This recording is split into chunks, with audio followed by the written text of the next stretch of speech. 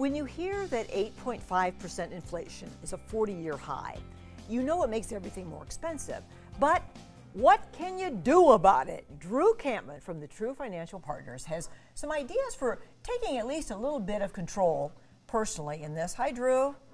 Hey, good afternoon. Good to be with you. That's a really cool jacket. Hey, thank you. Did you buy that before it went up? My wife dresses me, so she takes good care of me. So you don't know what she paid for it, do you?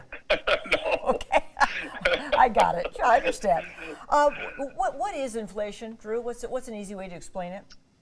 I mean, it's a loss of purchasing power. It's kind of like if I gave you $1 March 31st of last year, and you put that in your purse, and you took that dollar back out a year later on March 31st of this year, you still have your dollar, but it's worth 91.5 cents. So it's a loss of purchasing power. Things get more expensive, and inflation can be problematic because everybody's feeling it right now, whether it's at the grocery store, at the pump. It's across the board as far as expense. You gave me a little list of the causes for inflation. So you want to talk about it's three things, starting with the supply chain issues. Yeah, coming out of COVID, we had some labor shortages. So supply chains were hurt really bad because of those that weren't working. So we have a supply chain issue. And then you have a consumer that's really exacerbating the problem because you have high consumer demand. So you have a supply and demand problem. And then on top of that, you may see what stimulus was done last year as far as the government pumping money into the economy. So that presses prices all the way up as high as they can go. And that's why we're seeing 40-year highs as far as inflation. It goes back to the 80s. And then the other thing it does, which hurts people so much, is that it raises the interest rates. So talk about that. Why are the interest rates higher in high inflation? Yeah, well, I mean, we've experienced, really low interest rates, really low inflation for a long time.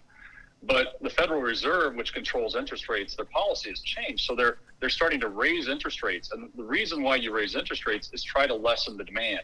And that's kind of like pumping the brakes in your car when you're coming to a stop sign. It's try to slow down that demand. Therefore, they can bring prices back down. So it's a tool that they use to try to control inflation. Does it work? I mean, you look back at the early 80s when we had really high inflation. Look how high interest rates were. I don't know if you remember if you financed a home then, but interest rates were at 16, 17%. Yeah. Because we came out of a decade of the 70s and 80s with hyperinflation, and then you saw interest rates soar, and it brought back down prices. It took a long time, and I think the Federal Reserve is going to have their hands full in trying to try to raise interest rates fast enough to try to bring prices back down. I think I saw some statistics. It may be 2 or 3 years before we see prices back down to where they were. Well, let's talk about what we can do as individuals, just regular folks, buying gas and food and paying our mortgages and all that. What can we do? What do you think we should do?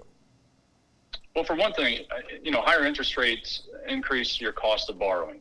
So if you have credit cards or variable rate mortgages or anything like that, they're going to be exposed to higher interest rates. So you really want to look at accommodating your mortgage through a fixed rate mortgage, number one. And then, from a debt standpoint, pay your credit cards off every month. Make sure that you're paying those down so you're not charged those higher interest rates. Okay. And then maybe from a fuel standpoint, I mean, obviously going through the pump, it's a lot more expensive today than it was a year ago. Maybe be more conscious of your decisions when you're driving, where you're driving to, how to get to and from most effectively, cost efficiently. So it's all about the cost, and just be cost conscious.